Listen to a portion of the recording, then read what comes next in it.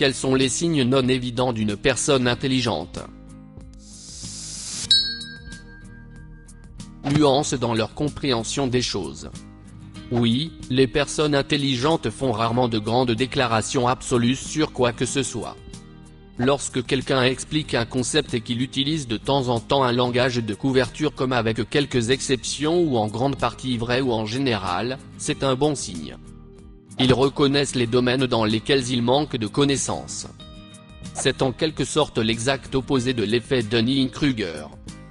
Ne jamais prétendre savoir quelque chose quand on ne le sait pas est une chose que j'enseigne toujours.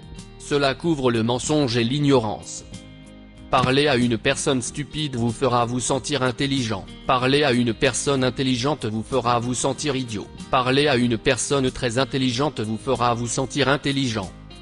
Je suis une personne juste un peu intelligente et je sais exactement ce que vous voulez dire. J'ai rencontré des gens qui m'ont vraiment époustouflé, qui m'ont fait dire bon sang, je n'y avais jamais pensé de cette façon et je ne me suis pas senti plus bête pour autant. Je me suis senti authentiquement comme si ces personnes m'avaient donné une nouvelle perspective. La capacité de faire cela, donner des perspectives nouvelles et différentes, est vraiment rare et la marque d'un penseur.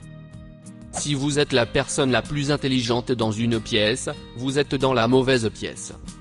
Ils ont tendance à être, du moins d'après mon expérience, plus ouverts à la critique ou à la présentation de faits qui modifient leur opinion sur les choses.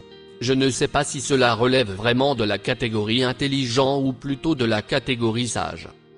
Je dirais sage, mais souvent ceux qui sont sages sont intelligents, mais pas l'inverse à cause de l'arrogance des gens.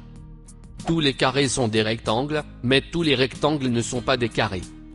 Être capable de reconnaître quand ils ont tort. Ceci est aussi être capable d'admettre je ne sais pas.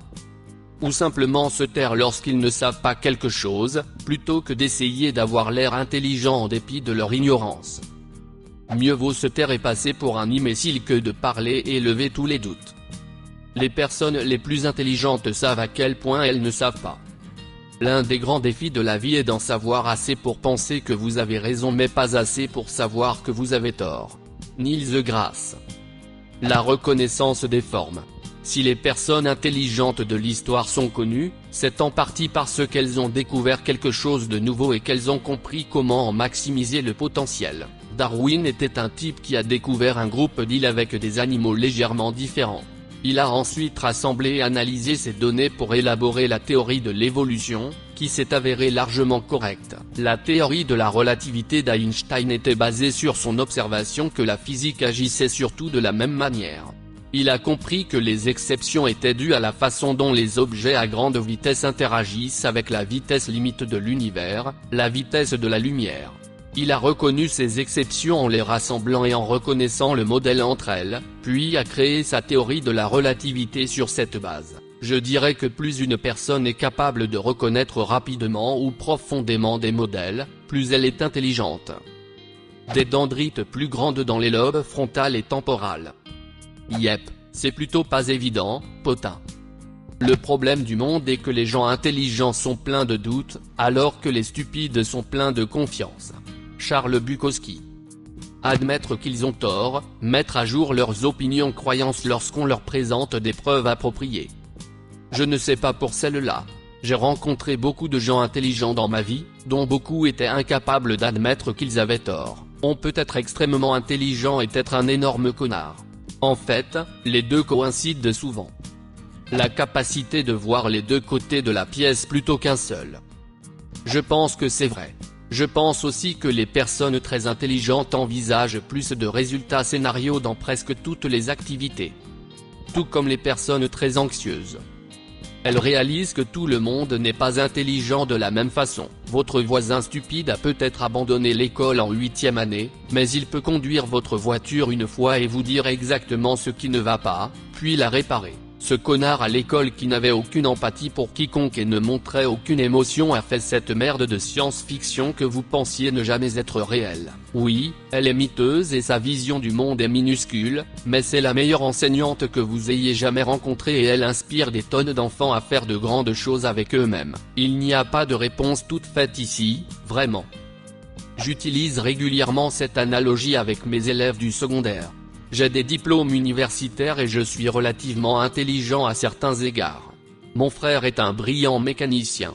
Lorsque ma voiture tombe en panne sur le bord de la route, je l'appelle pour qu'il vienne la réparer. Lequel d'entre nous est le plus intelligent ? J'ai l'impression qu'il m'est impossible de trouver une réponse à cette question sans penser immédiatement à de multiples exemples contradictoires. J'ai passé toute ma vie d'adulte dans le monde universitaire, et il n'y a pas vraiment de caractéristiques communes à toutes les personnes qui ont réussi. Je suppose que si j'essayais de me faire une idée de quelqu'un dans le cadre d'un entretien, je chercherais des preuves d'écoute active et de capacité à poser des questions critiques à la volée. Cela dit, je connais des personnes plutôt intelligentes qui sont des auditeurs perpétuellement distraits. Je pense que c'est parce que notre définition de l'intelligence est si nébuleuse. Être intelligent, c'est savoir beaucoup de choses ? Est-ce qu'il s'agit d'être un bon apprenant, ou un apprenant rapide ? Les personnes intelligentes ont-elles un talent inné, ou ont-elles travaillé pendant des années pour atteindre leur succès ?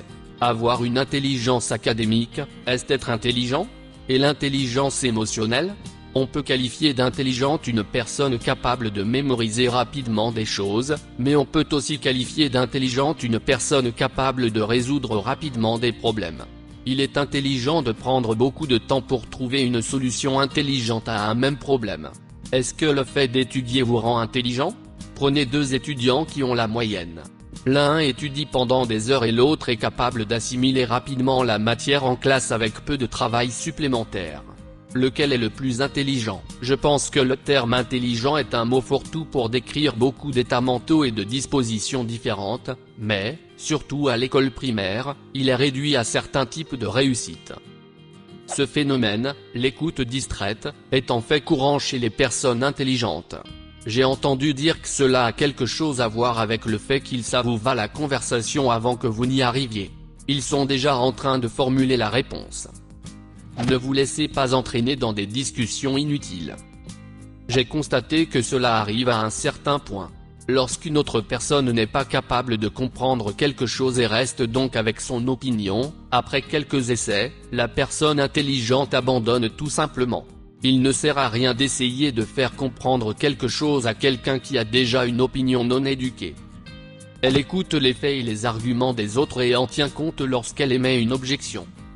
Ils savent comment expliquer des concepts à n'importe quel niveau, en adaptant ce niveau à leur public cible, et sans paraître condescendant en aucune façon.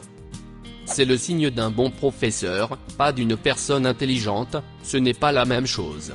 J'ai eu des professeurs brillants qui étaient des pionniers dans leur domaine, mais qui ne pouvaient rien expliquer pour rien. Bien sûr, ils étaient intelligents, mais suivre leurs cours était nul.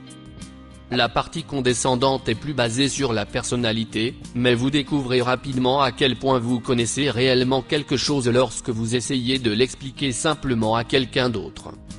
Signe non évident, je dirais l'intelligence émotionnelle. La plupart des gens imaginent une personne intelligente comme l'intello typique des films qui est très doué pour tout sauf pour les interactions sociales ou la drague, mais ce n'est pas le cas. Les personnes très intelligentes peuvent également repérer les signaux sociaux plus rapidement et mieux que les personnes ordinaires. Prenez Richard Feynman par exemple, il était très intelligent mais aussi très sociable. Ils sont heureux d'avoir tort sur quelque chose, et prennent alors le temps d'apprendre sur le sujet. Il en va de même pour la politique, plutôt que de rejeter l'opinion de l'autre, ils prennent le temps de la comprendre. Ils marchent beaucoup, j'ai remarqué. Stephen Hawking aimerait savoir où vous vous trouvez. Ils savent quand parler et quand écouter. Ils ne se vantent pas constamment de leur intelligence. S'ils sont vraiment intelligents, les gens peuvent s'en rendre compte assez rapidement sans qu'ils fassent quoi que ce soit pour le montrer. Intelligent, connaît les réponses. S'intéresse aux nouveautés, comprend les idées et est réceptif. Copie les choses idées avec précision. Hautement intelligent, ne cesse de tout remettre en question. Il est très curieux, pas seulement intéressé, et est très doué pour la pensée abstraite. Il est très critique envers lui-même et les autres et est intense. Crée de nouvelles choses idées, etc. Quand mes deux filles étaient jeunes, je leur disais, en vieillissant, vous allez atteindre un âge où vous serez stupide. Cela arrive à tout le monde, dans une certaine mesure, quand ils sont au lycée. Vous et vos amis ferez des choses stupides qui ne sont pas sûres ou que vous regretterez plus tard.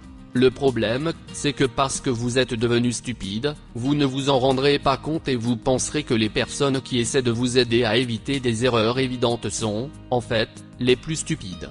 Vous n'écouterez pas et vous n'apprendrez rien des autres. Si tu observes tes amis, tu verras que certains d'entre eux passent par ce changement à partir de la 4e. Vous finirez par en sortir, vous et vos amis, comme nous le faisons tous, généralement au début de la vingtaine. Un jour, alors que ma fille aînée était en première année de lycée, elle est rentrée à la maison et m'a dit « Papa, tu avais raison, certains de mes amis sont vraiment devenus stupides. Elles font des choses vraiment stupides et n'écoutent pas quand j'essaie de les aider. » À son crédit, elle s'applique et est l'un des enfants les plus responsables que j'ai jamais vus. Quels sont les signes non évidents d'une personne intelligente? Laissez un commentaire, et abonnez-vous à la chaîne si vous voulez voir plus de vidéos comme celle-ci.